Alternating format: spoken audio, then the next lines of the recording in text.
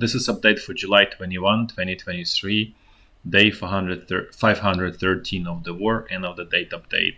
Also, catch up for July 20th, and I'm going to do quite a bit of catch up for the macro data for the rest of the week. So, as I mentioned, I'm going to discuss strategic developments, and then we're going to switch to situation in Ukraine. So first, let's look at the economic developments in the world, and they are definitely not, I would say, not great. Let's put it this way. So first, let's start with China. We can see that foreign direct investments in China, they are dropping. They are negative 2.7%. This is cumulative for first half of 2023 versus first half of 2022. This is again means that globally, global capital is, I wouldn't say completely leaving China, but the new flow capital is definitely reversing its course, and there is no flow capital into new businesses in China. This is obviously absolutely negative for China, and also this is, so you can see, related also to this fixed asset investment. Basically, it's a capex, it's investment in the future production, future capacity. It's also, as you can see, on a downward trajectory, which probably this FDI is contributing towards that. So now let's switch to the US, where what I mentioned before, there is no manufacturing or industrial renaissance in the US. As you can see, capacity utilization is actually down to 78.9%. Then industrial production year on year actually shrunk in the US in June. So it's clearly not a sign of industrial growth and increase in manufacturing base and so on. The story is completely actually opposite of this sort of narrative that's being pushed everywhere in the sort of mainstream media. Then actually I want to jump to even more dangerous sign, and it's a net capital flow. May in the US, they were actually negative 167 billion versus prior period was 35.3 positive. What this really means is that foreigners are pulling their money out of the US. By money, the better way to say is capital or equity out of the US, and that's extremely bad sign for the US and actually for the global. And it's a global, and it's a sign of the deglobalization first of all, and that the current economic model that the world was operating on is literally breaking up into pieces. And what this sort of means is U.S. is financing its deficits by borrowing money. I mean, could be debt, could be equity from around the world, right? So typically it would be one of the places from where U.S. would get capital could be actually China, could be Germany, could be Japan, could be UK. All of the countries that had surplus from their exports, including to the U.S., they would park their money in the U.S. And actually, Russia was also in the past a large investor in the U.S. So basically, all of these countries, like for example Japan, they have negative trade deficit. Trade deficit. Then China is barely hanging on to the positive. Germany is the same position. So basically, they don't have sort of free capital to finance U.S. deficits. And mostly, it's one of the sources where what it was financing is the government deficits in the U.S. And they are big, and they are they're extremely big. Just to give you idea how quickly sort of the capital is being consumed in the U.S. Since the beginning of June, when the debt limit was raised in the U.S. till about now, the increase in debt was about 1 trillion, plus minus. Could be 1.1, could be 900 billion, but this is extremely unsustainable increase in debt in the US. And the problem is that, you know, outsiders not willing to finance that anymore, or not even not willing, they don't have capital to give to US, because global trade is not working, and it's, as I said, there is deglobalization happening. So what this really means for the US and for the world, what I was saying before, that capital was destroyed since 2008 till, let's say, till 2022. The world was destroying very actively capital around the world, and now there will be shortages of capital, which is, this is the first sign of it, and that will lead to actually high interest rates. We may see even higher interest rates in the US, even though, yes, I know there's a lot of claims there will be deflation and so on. We may see sort of deflation and at the same time high interest rates in the US, because sort of typical, let's say, mental model is, you know, deflation means low interest rates. And this time we may see the deflation and high interest rates, because US just will need to attract capital to finance the deficits or cut the deficits. You know, if US cuts its deficits, then there's no problem. But that is the big question, I guess. If that's going to happen, I have my doubts. So again, this is extremely bad sign, and it really means that the problems are closer than they appear. Because, you know, it seems like the U.S. has still some time. That is large, but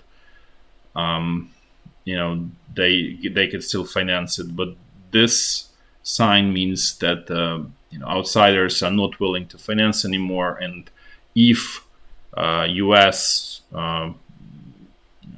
Treasury and then Federal Reserve decide just literally, you know, create debt, basically debt finance out of thin air, U.S. government deficits, the inflation will spike significantly again. So they, in a way, bound by that sort of condition, and so they in a way they between the rock and the hard place. They continue this, you know, inflationary spending, government spending. You know, inflation, there will be high consumer inflation, which will lead to, as I said before, to social unrest.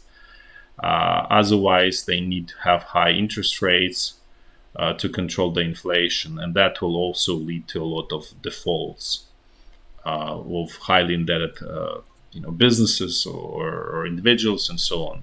So that's why I said it's between a rock and a hard place. And this is not just US, just this is the whole world in the same boat, because everybody was doing the same, basically, you know, borrowing and spending that money instead of actually building productive capacity. Maybe with exception, obviously, of China, but still there's tons of borrowing there done that's unproductive, and it will it will sort of show up. I mean, you probably heard about this Evergrande again, not making. I think there were some huge losses that developer generated again. Basically, it's not viable business.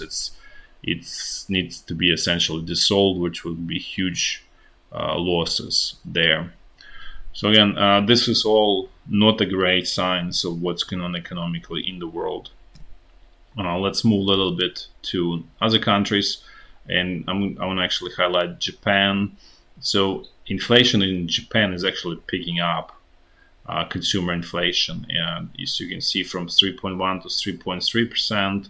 This is almost like snow in Sahara, basically, for Japan. They have perennially deflation, or close to zero inflation, essentially. For past, I don't know, since like 89 or whatever, 87, they couldn't get any um, inflation in the country. So now this is picking up.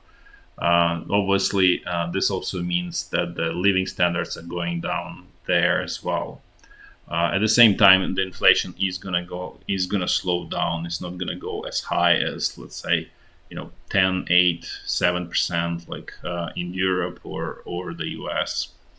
But even there, you have some pickup in inflation. Then actually, if we switch to the UK, you can actually clearly see that the standard of living is going down in the UK.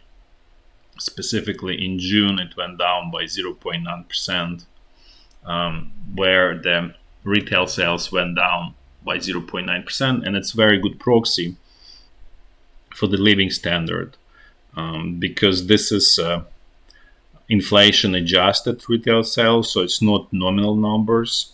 So basically, it's nominal less inflation.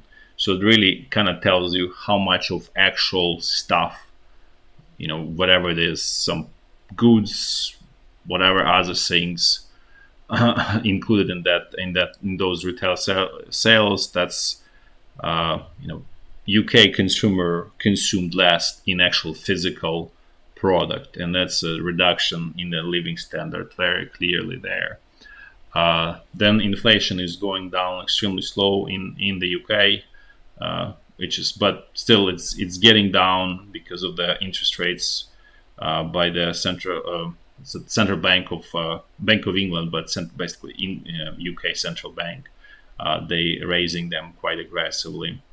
Then also, if we look at the EU, surprisingly, core CPI there actually went up a little bit. I still don't think that inflation is going to be going anywhere higher in Europe. And if you look even Italy, which usually has high inflation, even their inflation is definitely on a downward trajectory. So overall, the summary is the world is going through tremendous economic stress, and the net result is a reduction in the living standards across the globe. It just hits everybody in sort of a different level, let's put it this way. Now let's quickly look what's going on with the US banking system. So this is loss of deposits. So as you can see, there was a little bit sort of down move here, but overall it just kind of frozen basically in the range. So there's no essential changes, let's put it this way. This metrics also confirm the same. The interest rates is also kind of within the range bound, and the borrowing by the US banks from this bank term funding program is steady, not going up. Overall, the whole borrowing situation not going up, which means that the situation is stable, but it's not, the problem is not resolved, let's put it this way. Now let's switch a little bit to military situation. So first I want to mention that it looks like there is conflict brewing in the Persian Gulf and generally in that sort of Middle East. First of all, there are very dangerous interactions between the US and Russian airplanes. So I think US was complaining a couple of days ago that Russia was aiming or doing some dangerous maneuvers around the US airplanes or UAVs. Now Russia is complaining that F-16 was aiming at Russian airplane.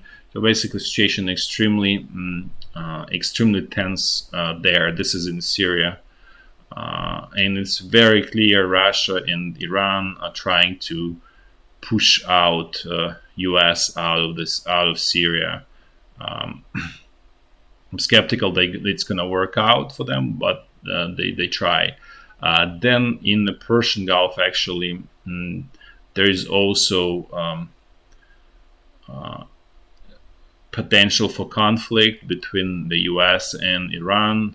There is this tanker war that's going on between the U.S. and Iran, where each U.S. seizes Iranian tanker or a tanker that's carrying Iranian crude. Basically, they would seize Iranian crude. Tanker could be owned by whatever. It's just I don't know, like Greek company, which is most of the tanker fleet in the world are owned by various Greek entities, and or sort of opposite, Iranian forces try to seize U.S. tanker or U.S. Crude, and so basically, U.S. is sending troops to the Persian Gulf, as everybody knows. So again, the potential for conflict there is extremely high. There is actually a very interesting development between Russia and Iran.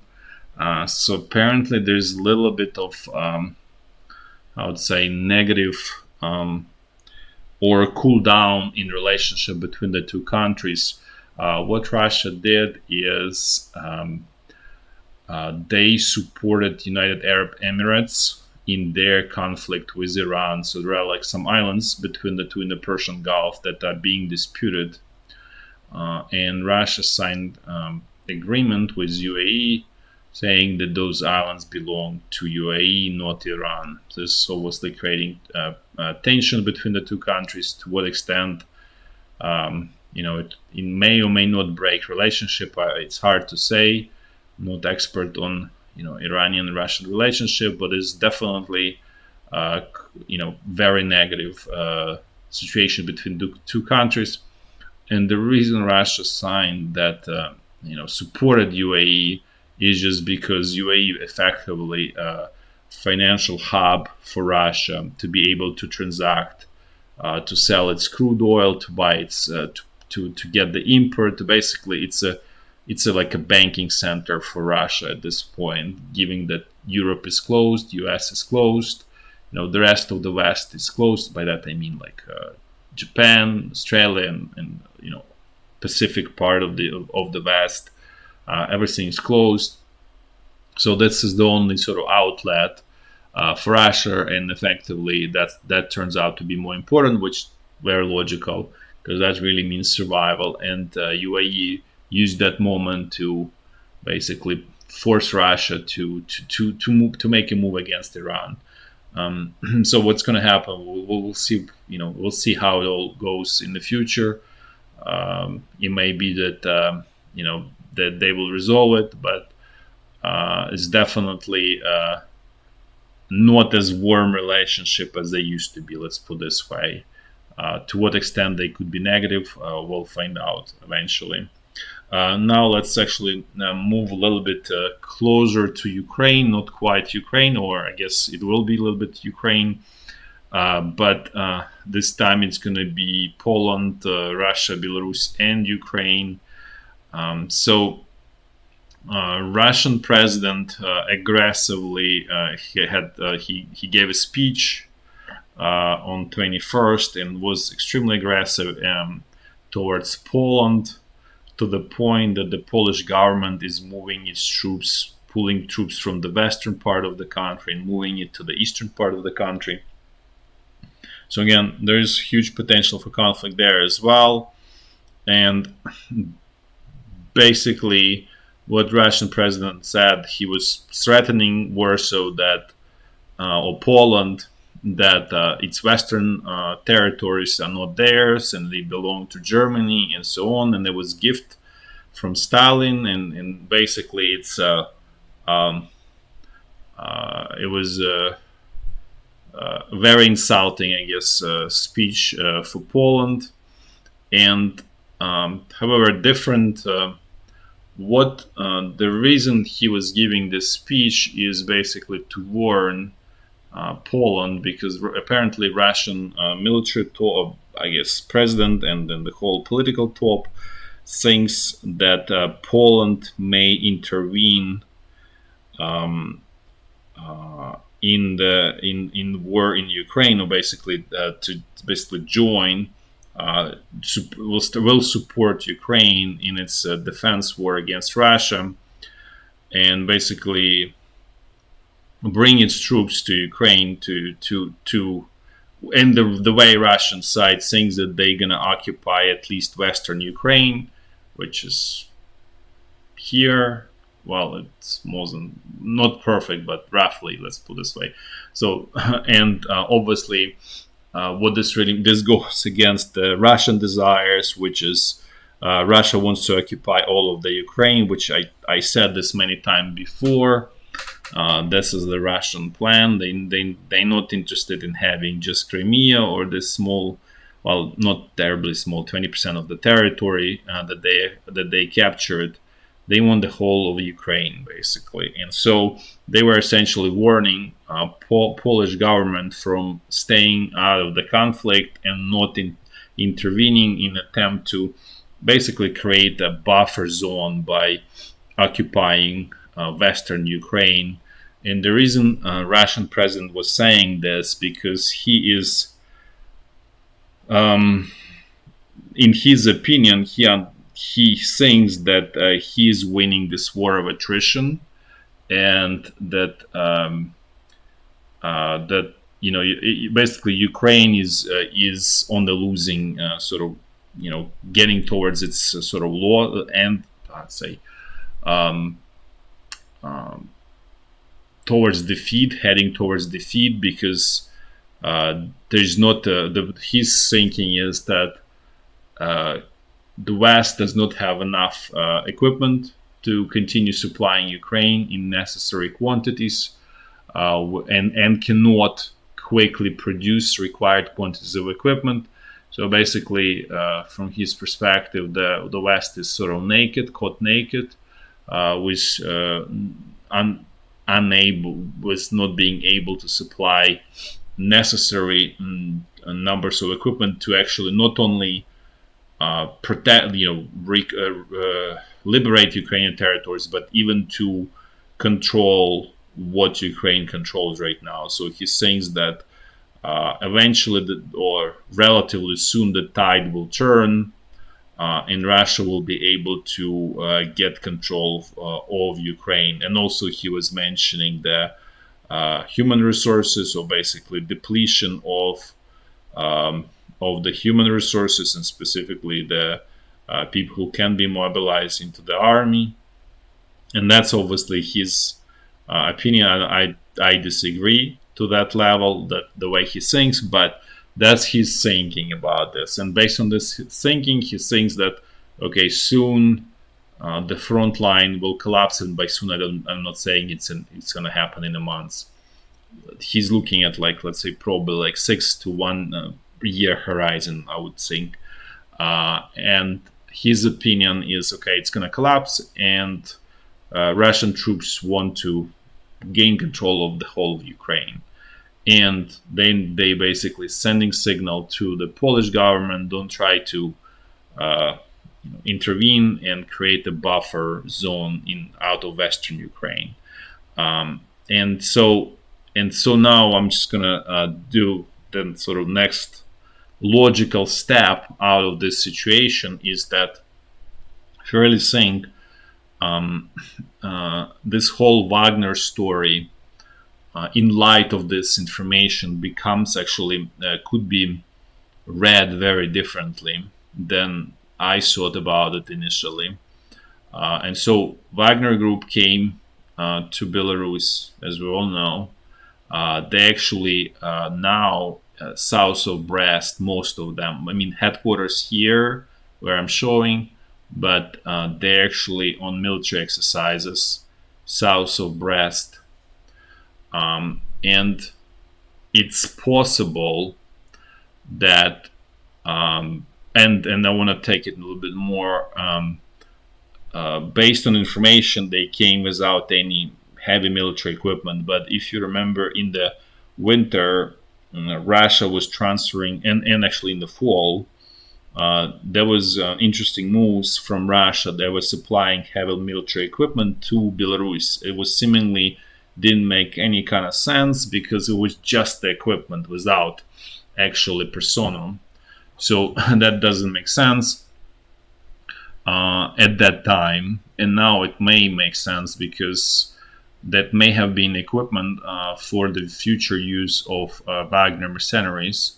But optically, right now, they sort of without heavy equipment, so there is no immediate, or they are not perceived as immediate threat. So again, so they have equipment, heavy equipment, which makes them back to the sort of normal fighting unit.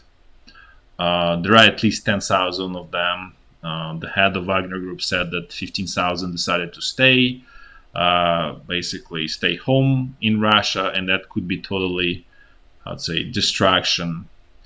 And then this whole attempt to seize power in Russia could be just a show or theater to basically bring them to Belarus to kind of present them that they are no longer a player on the battlefield. It's not military force, and sort of it's kind of like your pocket knife that you have that most people, that people around you don't understand that you have actually a knife and very capable knife in your pocket, and that's probably what was going on with this whole story about Wagner mercenaries, the whole Wagner group in at end of the June. So I'm leaning more and more that this was a show. And the reason, another point that tells me it was a show. So for all of the, allegedly what they did, nothing happened to the head of the Wagner group. He's totally fine and alive. Nothing happened basically to anyone. This is so not typical for Russia. It's nearly impossible. At the same time, the other sort of former military leader who was opposing to Russian president was arrested today. His name is Girkin, and he goes by Strelkov.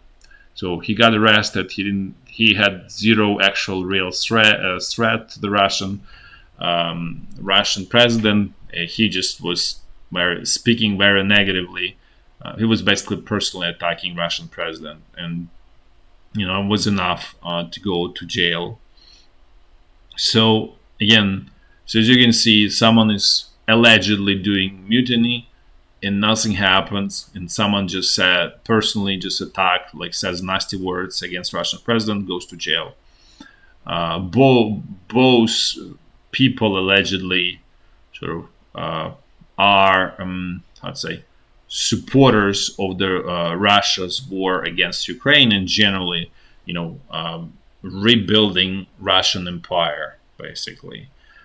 So again, as you can see, there is very different approach to seemingly the same, people in terms of they wanted sort of they were criticizing, and Wagner mercenaries even tried to do something, some actions, but at the same time nothing happens to them, and the person who just said nasty words goes to jail.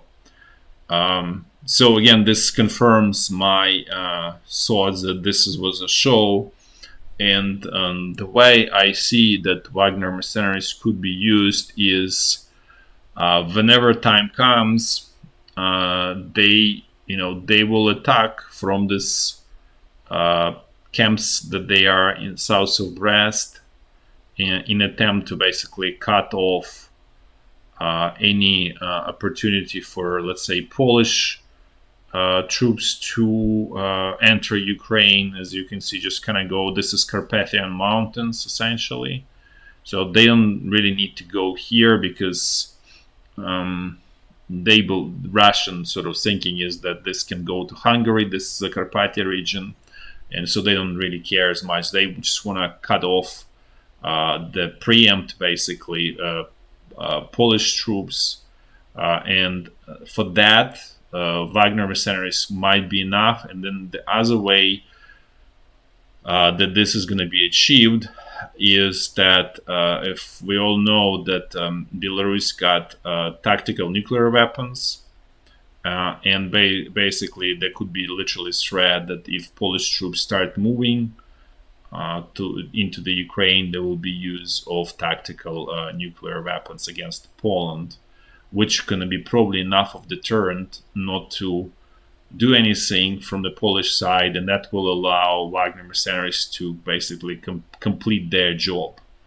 And given that they are much more capable, and I believe by the time they need this job, they probably will be at least 25,000, if not 40, 50,000 of those.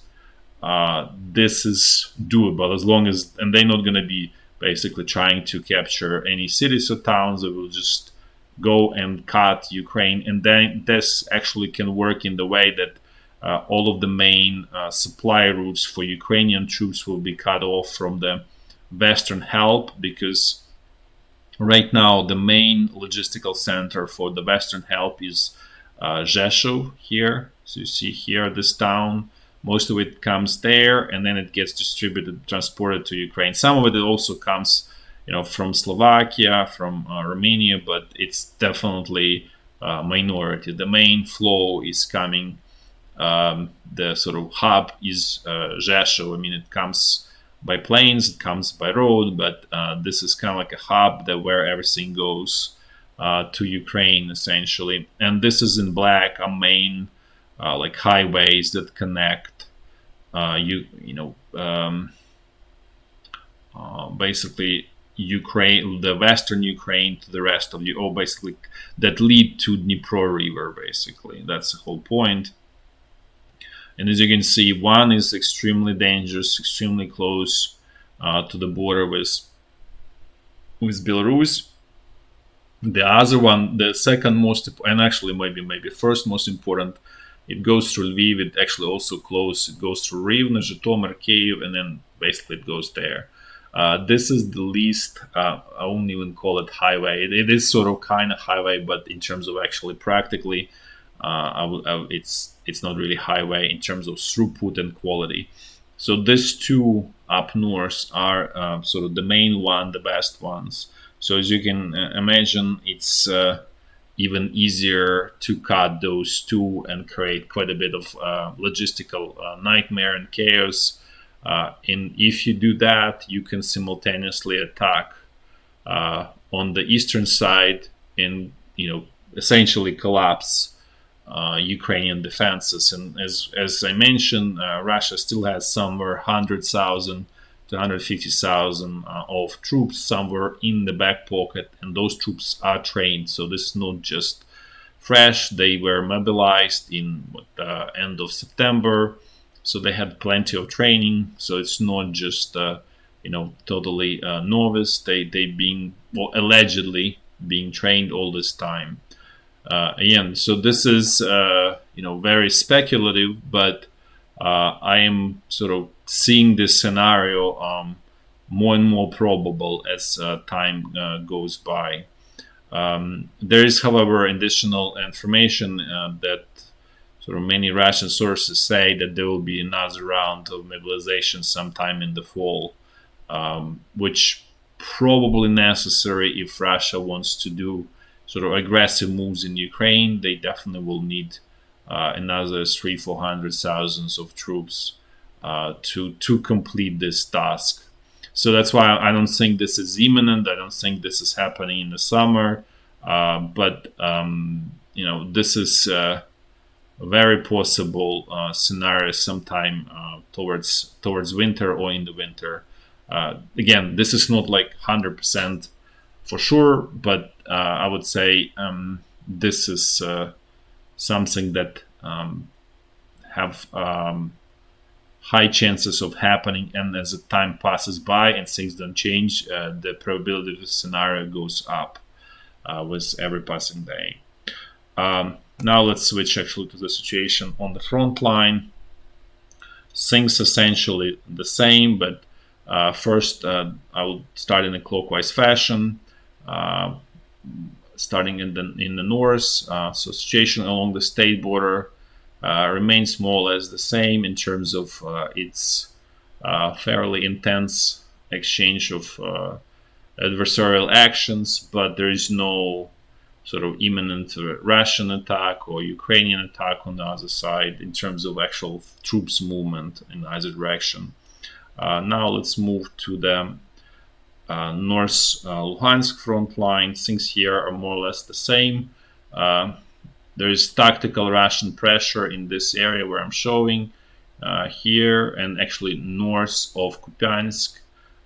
There's actually, that's where the most of the pressure is. Again, it's tactical. It's not Russian offensive, anything like that, and that's actually a result because of Ukrainian command not having sort of more like a regular strong units in that area, and basically making it very thin in terms of basic using this territorial defense brigades that are very weak weapon wise, and so they cannot really withstand strong Russian pressure. And apparently the units there in full strength, so that creates a problem. But it's a tactical local problem, not sort of big something. Now let's look at the North Donbass front line. Things here again pretty much the same. There is a pressure, Ukrainian pressure here towards Klishchiivka. Ukrainian troops essentially already on the outskirts of Klishchiivka. As I said before, this is thanks to the 3rd Brigade, otherwise it wouldn't be anything. This is just one of the units that still remains sort of where there is initiative to extend. It's somewhat suppressed, but it's definitely on the better side relative to the regular Ukrainian units, and that's why you see some results which unfortunately paid with a high price. Now let's move to the Central Donbass front line. Things here basically is a broken record, the same. Russian attacks out of Pisky salient and around Marinka. Nothing, otherwise nothing major is happening here. And the same situation on Zaporizhya front line. Essentially, actually, it's even quiet. There are some tactical attacks, but they totally minor. At this point, the situation here is, as I say, quiet. The same situation along the Dnipro River. No Russian attempts to destroy Ukrainian bridgeheads, and no Ukrainian attempt to expand those bridgeheads. That's all for today. Till next time. Bye-bye.